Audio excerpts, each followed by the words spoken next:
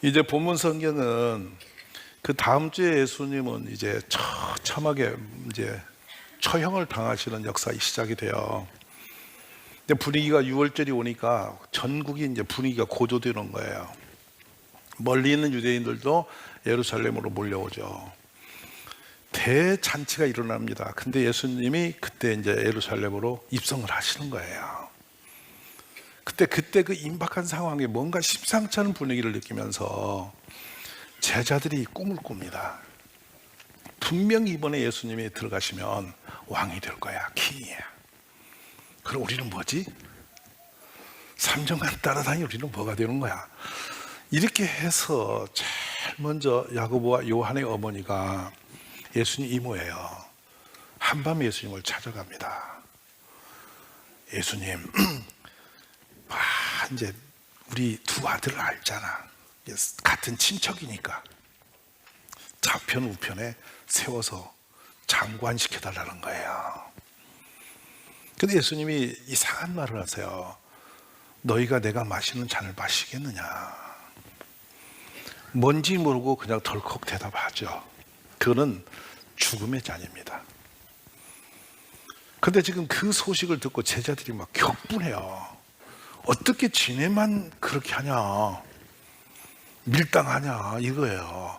우리도 한 자리 해야지 이래갖고 싸움에 붙는 거예요. 그 장면에서 우리 예수님이 지금 본문에 이야기를 하세요.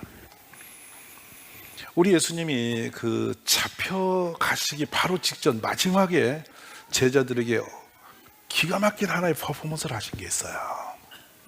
그게 뭐냐면 주님이 만찬을 열었죠. 기억나시죠? 그리고 그 어간에 같이 일어난 일이 하나 있어요. 허리에 수건을 두르시고 제자들의 발을 닦인 사건이에요. 두 가지 기억나시죠? 하나는 주님의 제자와 함께 만찬을 열었고 거기에서 가룟 유다가 갈라집니다. 그 만찬에서. 그리고 주님이 나의 피와 살을 먹고 마시며 이제 우리는 하나다, 이걸 선언하셨단 말이에요. 근데 하나가 나가서 고소를 해요. 예수님을 판다고요. 아무도 몰랐어요. 근데 예수님이 지적하셨어요. 제자들은 감을 잡았고요. 그리고 그는 가서 할 일을 하고 팔로 갔고. 근데 지금 예수님이 허리춤에 수건을 두르시고 제자들을 발을 닦이려고 할 때 제자들이 뭐라고 하냐면, 예수님, 어떻게 선생이 우리 발을 닦습니까? 펄쩍 뛴단 말이에요. 그러면서 나중에 내 발을 이거 섬김을 받지 않으면 너와 나와 상관이 없어. 그러니까 그럼 온몸을 맡긴다 이런 식으로 막 온몸을 닦아달라는 식으로 덤빈다고요. 근데 예수님이 너의 발을 닦는 걸로 족하다 하면서 기념하시거든요. 왜 예수님은 굳이 그 긴박한 상황에 당신은 다 가는 길이 얼마나 험하고 고통스러운지 다 아시면서 제자들에게 보여줄 게 좀 많았겠어요? 알려주고 싶은 게 좀 많으시겠냐고. 근데 마지막에 이 수건을 두르시고 발 닦는 일로 마지막에 각인을 시키신단 말이에요. 신비하지 않으세요? 지금 예수님이 이 일을 마치시고 이 본문에 뭐가 나오냐면 섬기는 자의 길을 딱 정리하신 다음에 제자들에게 주시는 하나의 당부가 있어요. 권세를 가지고 높은 곳에 올라가기를 원했던 제자들에게 그 자리가 얼마나 불행하고 세상에 많은 폐악을 끼친 자리인지를 짚어주고, 진정한 세상을 정복하는 사람들은 나와 같이 돼야 된다라고 하면서 가르쳐준 게 발 닦는 일이었어요. 이것을 다시 우리 삶으로 가져오면 섬기는 사람이 되라, 이런 뜻이에요. 근데 세상의 권세와 교회의 복음이 갖고 있는 힘과 능력은 다르다는 거예요. 근데 결국은 세상의 위압적인 권력자들이 섰던 그 모든 곳에서는 수많은 고통과 희생이 있었어요. 그리고 끝이 없어요. 그런데 섬기며 자신을 내어놓고 끝까지 목숨을 내서 섬겼던 예수님의 역사는 전 인류를 축복의 길로 바꿔놨어요. 근데 진정한 리더십, 진정한 지도자가 가야 할 길이 무엇인지를 정확하게 가르쳐주는 장면이에요. 근데 사람들의 의식은 힘이, 권력과 힘이 강해서 사람을 유압으로 확 지배해버리는 것이 되게 멋져 보여요. 그래서 종종 독재자의 뭐라고 할까요? 그 모습을 사람들은 선호합니다. 매력적으로 봐요. 되게 세 보이니까 멋있어 보이고. 근데 그 독재자들은 어떤 힘을 가지고 있냐면 25절에 예수님이 정확하게 드러내세요. 읽어봅시다.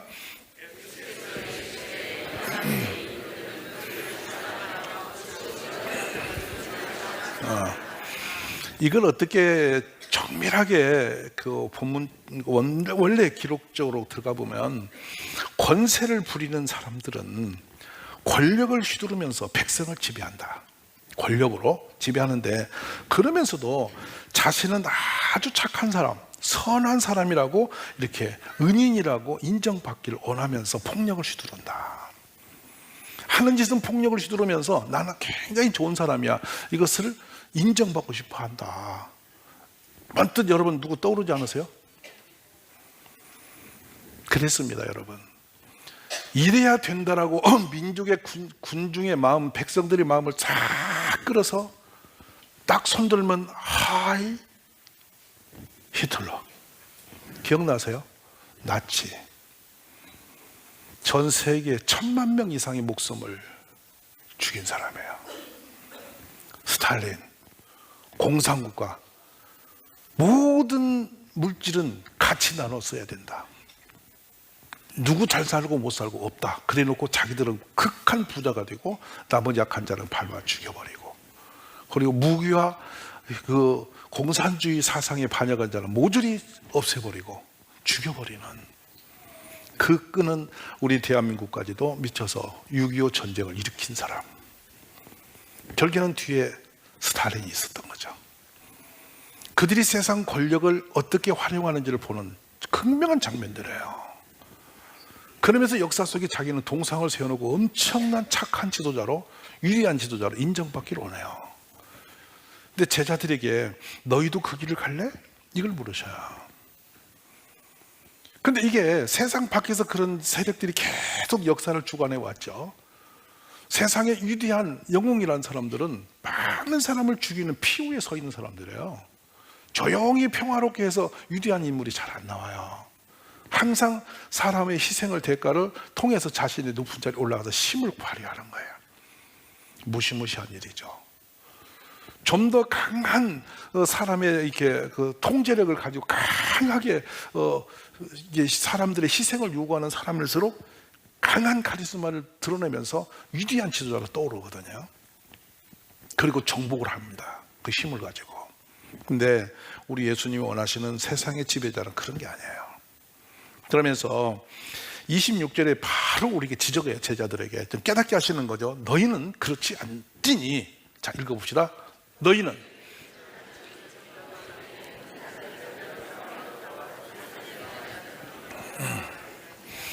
여기에 이제 우리가 큰 자는 어린아이와 같고 다스리는 자는 섬기는 자와 같이 되어야 된다. 너희는 그렇게 하면 안 된다. 그런 길이 아니다, 우리가 가는 길은. 라고 선을 딱 그으세요. 그리고 나서 27절을 같이 보세요. 앉아서 먹는 자가 크냐?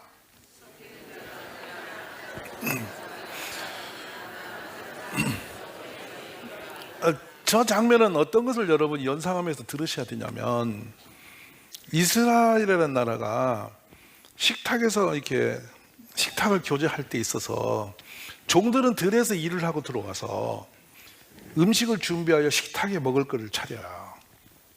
근데 주인은 가만히 놀고 앉았다가 식탁에 딱 앉아서 차려지는 밥상을 받습니다. 그리고 그걸 누려요. 그리고 종들은 그 식탁을 차려놓고 밥을 못 먹습니다. 주인이 다 먹고 난 뒤에, 치우고 난 뒤에 뒤에서 밥을 먹고 들에 일을 가야 됐어요. 자, 그러니까 이것을 볼 때 그 주인은 되게 높은 사람, 큰 사람, 그리고 앉아서 대접받는 사람, 그리고 잔치를 열지라도 높은 상자에 앉은 사람은 절대 일어나는 법이 없이 상자에 딱 앉아서 누가 오면 왔니? 거기 앉아. 이렇게 하면서 권세를 드러냈던 거예요. 제자들이 머릿속에 그게 있는 거예요. 내가 누군데 나를 좀 높여주지 않냐? 이렇게 사는 거예요. 그리고 그 높은 자리에 서면 힘이 생기는 줄 알았던 거예요. 근데 예수님은 우리는 그렇지 않다 하면서 섬기는 자, 어린아이 같은 섬기는 자 뭐예요? 심부름하고 상 차려주고 주인을 섬기고 그 설거지를 하고 뒤에서 조용히 식사를 하고 노동을 하는, 나는 그런 길을 가는 사람이야 라고 바꿔버립니다, 선을. 제자들이 이거 이해했게요, 못했게요? 못했어요. 유감스럽게 못했어요. 신비롭죠? 지금 이 말씀을, 설교를 듣는 여러분은 이해가 되세요? 나는 종으로 가리라. 그래서 교회에 들어오면은 진정한 지도력이 어디로 가는지를 이해하셔야 돼요. 오래 다니셨고 직분을, 더 귀한 직분을 받을수록 낮은 곳으로 내려가는 거예요. 저 바닥으로 가야 돼요. 그래서 처음 오는 사람, 믿음이 약한 사람, 또 연약한 지체들을 계속 낮은 곳에서 섬겨서 세우는 사람, 이 사람이 예수님의 제자라는 거예요. 근데 그 사람이 뭘 하냐, 나중에 그분이 세상을 지배하는 거예요. 이게 예수님의 리더십이에요. 공부는 알고 머리로 아는데 몸이 좀처럼 그렇게 안 가요.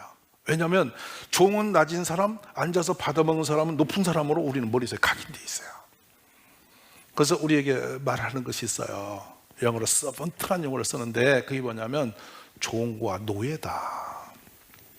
돌로스라는 용어를 써요, 헬라어로. 그건 뭐냐, 우리는 노예다. 누가 노예냐? 제자. 예수님의 일꾼은 노예다. 누구의 노예? 거기다 또 자꾸 걸으면서 이제 어떻게 우리는 포장하자면 주님의 종님이라고 그래요. 종님. 여러분, 종은 종이지 거기다 님이 붙을 수가 없어요. 근데 차마 목사한테 주의 종하게 믿으니까 종님께서 또 이렇게 붙여갖고 높여. 계속 어떻게든 높여줘야 되는 줄 알아. 무슨 말 하세요? 옆에 보면 인사 좀 할래요? 집사 종님 해봐. 얼마나 이상한가. 우리 자꾸 본인을 어떻게든지 높임받고 존경받고 이렇게 올라가려는 마음들이 계속 꿈틀거리는 거야. 이것이 예수님 밑에 있는 제자들의 가정에서만 있었던 것이 아니에요. 지금도 교회 안에 그 역사는 계속 진행하고 있어요. 그것이 가지 말아야 할 길인데요, 그게 시편 1편 1절이에요. 복 있는 사람은 어디를 가지 말고 어디 앉지 마라? 오만한 자의 길, 죄인의 길. 아멘이세요? 그게 뭐냐? 높임 받아진 마음을 본인이 갖고 있는 상태로 가는 거.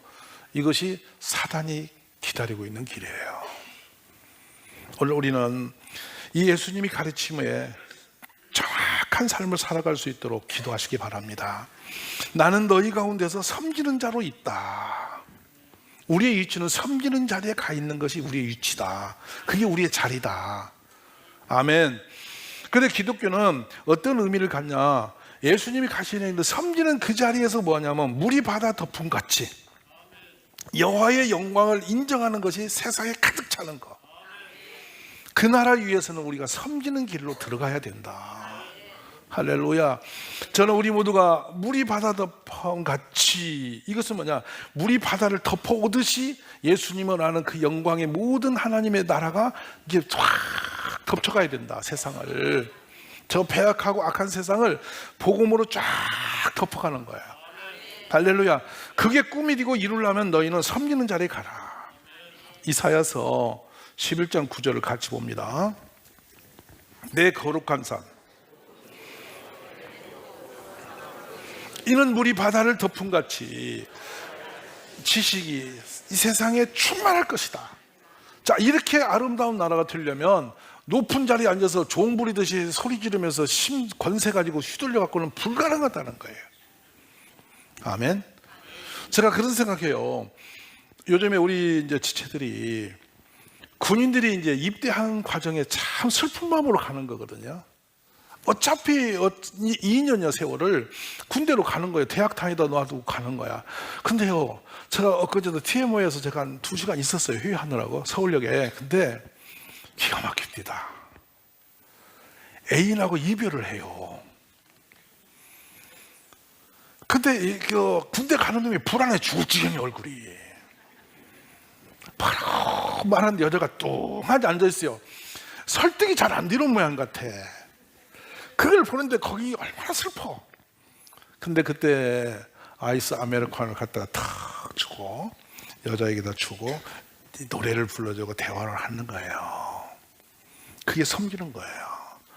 그러니까 분위기 풀어지잖아요. 무슨 말 아세요?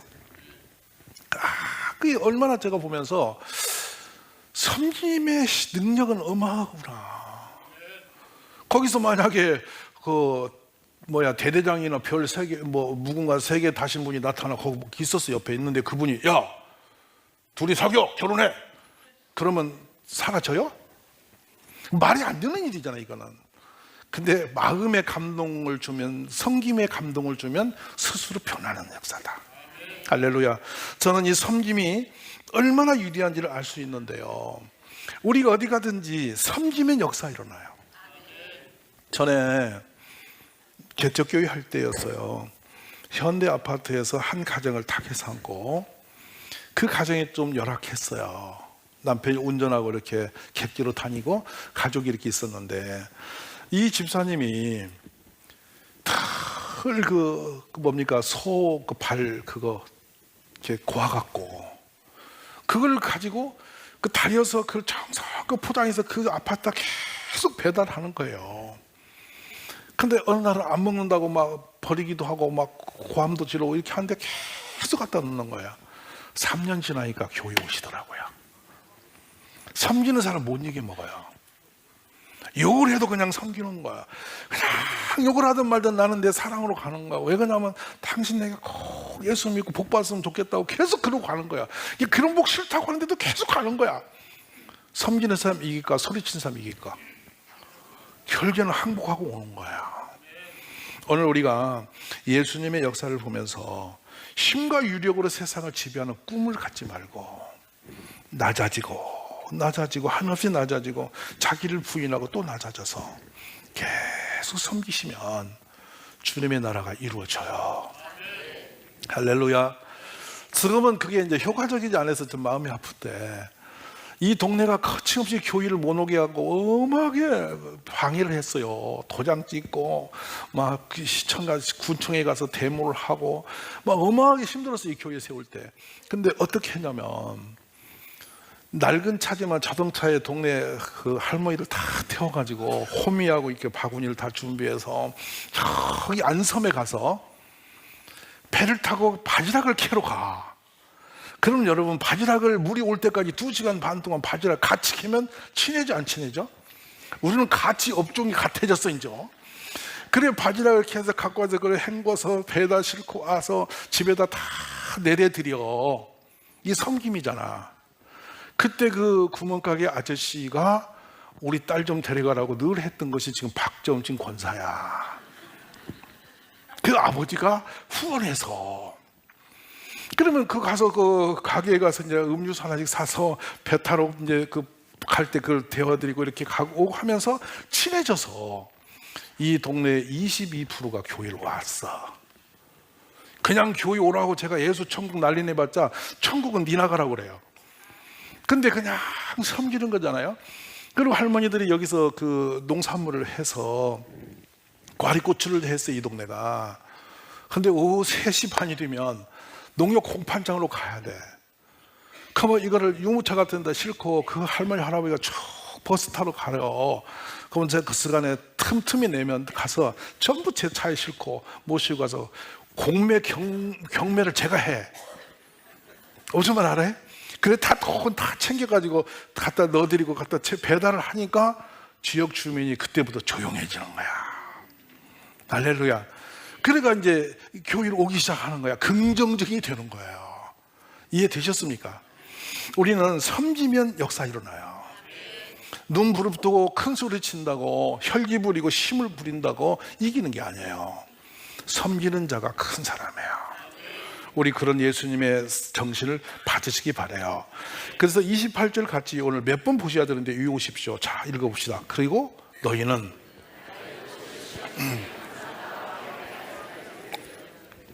이제 함께한 사람들인즉 하면서 뒤에 어마어마한 미션이 나오거든요. 이 미션은 뭐냐면 앞으로 너희는 이 세상을 다스리게 된다, 정복하게 된다. 그 일을 내가 너에게 맡길 거다. 오늘 놀랍죠? 근데 제자들이 지금 형편이 없는 사람들이죠. 늘 실수가 있고 예수님이 만족도가 전혀 없는 사람들이죠. 근데 한 가지 잘한 거 있어요. 부름 받고 도망을 안 갔어요. 끝까지 갔어요. 예수님한테 십자가 앞에까지 갔어. 맞으셔 안 맞으셔? 중간에 숨었다가도 또 나타나잖아. 맞아 안 맞아? 근데 이게 은혜인 줄 몰랐어. 저는 종종 교회에서 보는 거야. 시험 들어서 몇 달 안 나오고 또 듣는 것이 나오고, 그냥 이제 저분은 교회에 안 나올 것 같은데 또 나와 있고, 제가 그분들 볼 때마다 이때 생각이 나.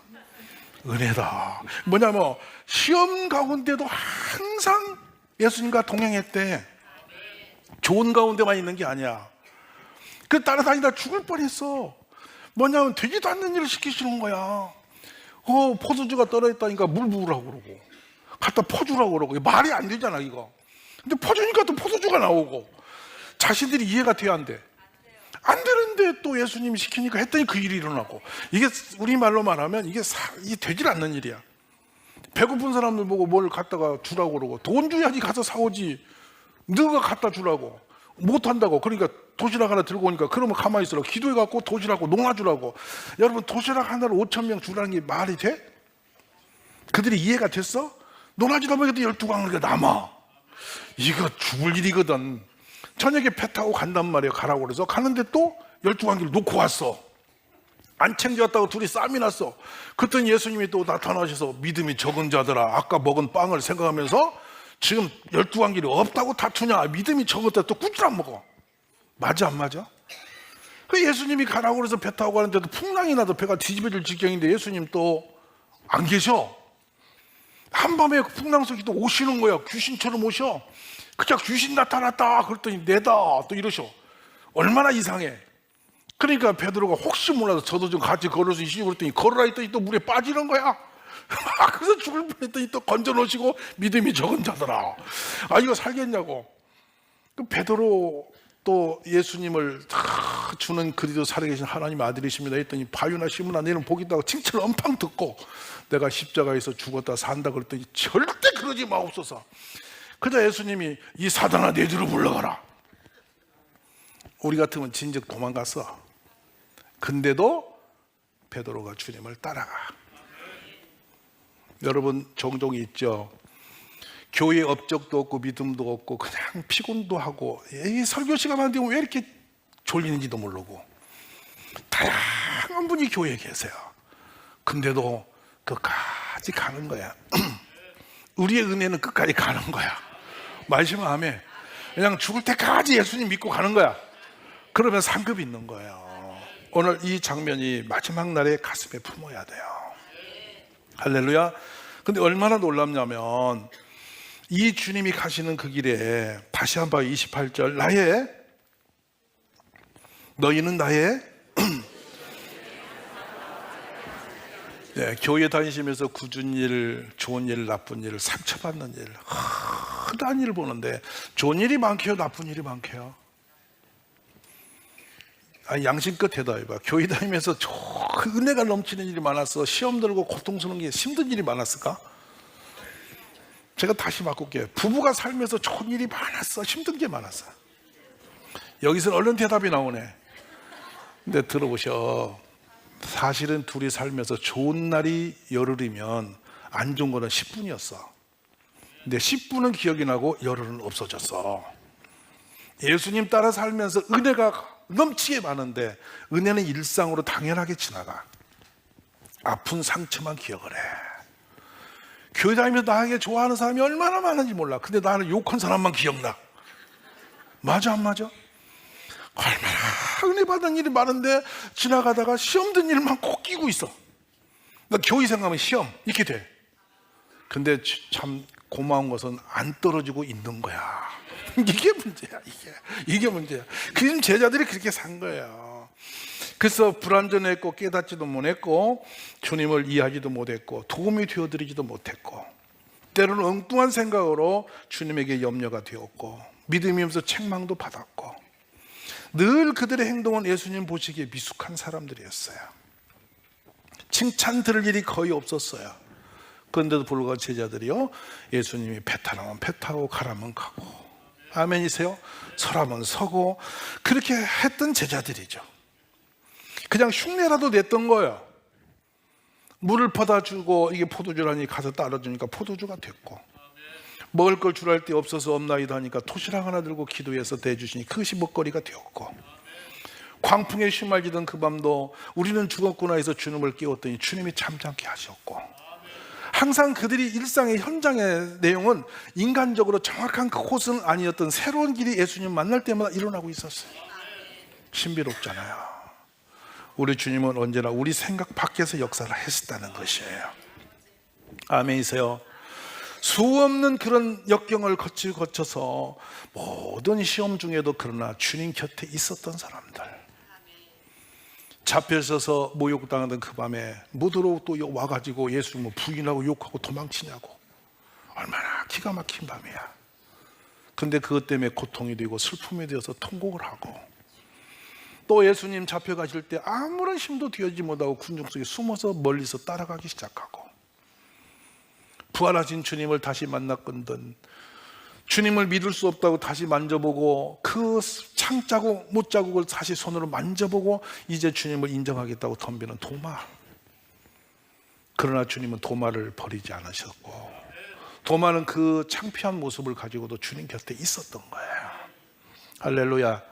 마지막, 그리고 그들은 주님의 말씀을 기도하면서 본지도 모르고 경험도 되지 않는 다락방에 모여서 기도하라니 했고, 위로부터 임하는 능력이 올 때까지 여기서 기다리라 머물라 하니까 그 말씀을 따라 있었고, 그래서 뭔지도 모르고 기도하고 간절히 매달렸더니 성령이 불처럼 바람처럼 그들에게 임하셔서 새로운 새 방언을 말하게 하셨고, 나가서 뭔지 모르지만 예수님의 그 사건들을 증거했더니 사람들이 돌아와서 형제야 우리가 어찌하면 좋을꼬 이라며 사람들이 돌아오는 기적을 경험한 사람이 되지 않았냐 이거예요.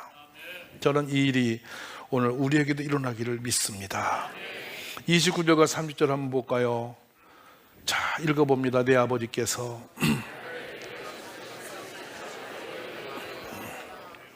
너도 내 나라에 있어 내 상에서 먹고 마시며 또는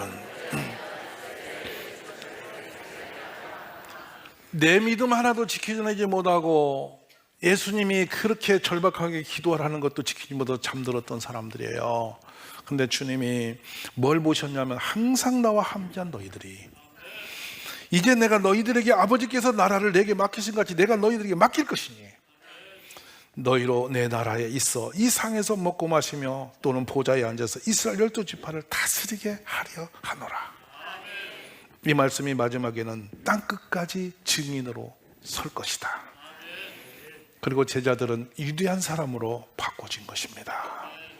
오늘 사랑하는 가족 여러분, 주님 앞에 우리가 연약할지라도 힘이 없을지라도 내놓을 것이 없을지라도 주님 마음에 기쁨을 줄 만한 어떤 들고 서지 못할지라도 그냥 나가다 보면, 그냥 따라가다 보면 어느 날은 주님이 우리에게 상급을 주시고 우리도 능력 받을 날이 있고 힘을 주셔서 세상을 이길 힘도 허락하여 주심을 믿으시기 바랍니다. 그래서 다시 한번 더 28절 너희는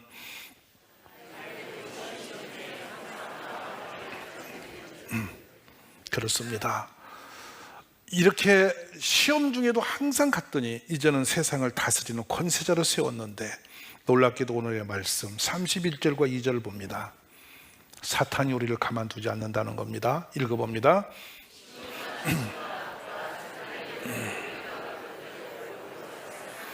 그러나 내가 너를 위하여 너의 믿음이 떨어지지 않기를 기도했노니 너는 돌이킨 후에 너의 형제를 굳게 하라. 아멘. 왜냐? 내가 너를 위하여 너의 믿음이 떨어지지 않기를. 누가? 예수님이. 우리 뒤에는 주님이 계십니다. 여러분 곁에 주님이 보고 계세요. 우리가 약할 때 흔들릴 때 뒤에서 기도로 우리를 붙드시는 분이 계세요. 그분이 누구시라고요? 주님이세요. 종종 그런 경우를 만나요. 인간적인 방법을 다 동원해서 어떤 위로나 힘을 주어도 치료할 수 없고 해결할 수 없는 문제를 품고 있는 분이 종종 많이 있어요. 그런데 말은 그래요. 기도하면 된다고. 근데 그 기도로, 우리의 기도로 저 문제가 해결을 할까? 이렇게 막연할 때가 많아요. 이것은 세상 상황대로 상식적인 코스로 갈 수밖에 없는 절망이야. 그런 생각이 올 때가 많아요. 근데 말입니다. 종종 때로는 주님이 하시면 된다는 그 믿음으로 또 기도의 자리에 나가는 거예요. 그리고 또 기도를 하면서 그 이름을 부르짖는 거예요. 그때 신비로워요. 어느 날 보면 뜬금없이 나았대요. 해결이 됐대요. 그래서 그때 생각나죠. 주님은 지금도 역사하시는구나. 말씀으로는 그럴듯하게 들려오는데 현장에 가면 자꾸 그것이 안 믿어지는 거예요. 잘 안 받아들이는 거예요. 근데 어느 날 기도해놓고 돌아서 보면 그 일이 일어나 있어요. 그때마다 또 믿음이 생겨요. 할렐루야, 감사합니다 주여. 또 역사하셨군요. 근데 어느 날 보면 또 믿음이 없어요. 또 난감한 사람 만나면 또 하얘져요. 그러나 우리 곁에는 늘 주님이 이렇게 믿음이 떨어지지 않도록 기도하시는 주님이 우리 앞에 있음을 믿으십시오. 그래서 그 은혜를 가지고 우리는 뭐하냐? 또 다른 약한 자를 세우러 가는 거라. 우리 이렇게 살아가시기를 바랍니다. 그래서 저는 생각해요. 우리는 세상에 다 무너져도 살아날 사람들이다. 죽어도 부활할 사람이다. 누가 계시니까? 우리 주님이 내 편에 계시니까. 그래서 여기 형제를 굳게 하라는 말씀이 너가 가서 붙들어 세워라. 자꾸 시험 들고 넘어지고 약한 자는 많다. 근데 스스로 못 인난다. 그러니 너가 달려가서 붙들어 세워라. 네가 맡아라. 책임을 져라. 죽을 힘을 다하여 사람을 세워라. 이게 오늘 본문에 주시는 메시지예요. 33절 읽어볼까요?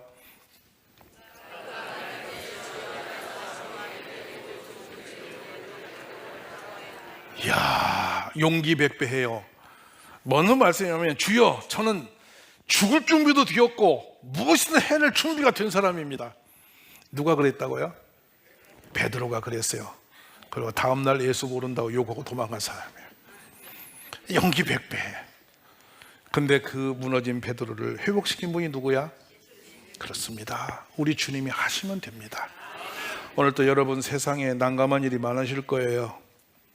내 힘대로 안 되어서 허덕이면서 사는 분이 많으실 거예요. 그러나 내가 힘들어, 내가 무너질 때도 주님은 뒤에서 기도를 하실 거예요. 나를 일으킬 힘은 주께서 주실 거예요.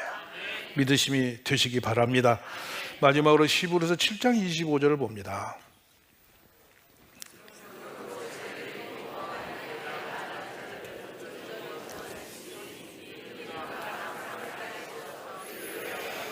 다시 읽어볼까요? 그러므로 하나님께 나아가는 자들을 온전히 구원하실 수 있으니 이는 그가 항상 살아계셔서 우리를 위하여 간구하십니다.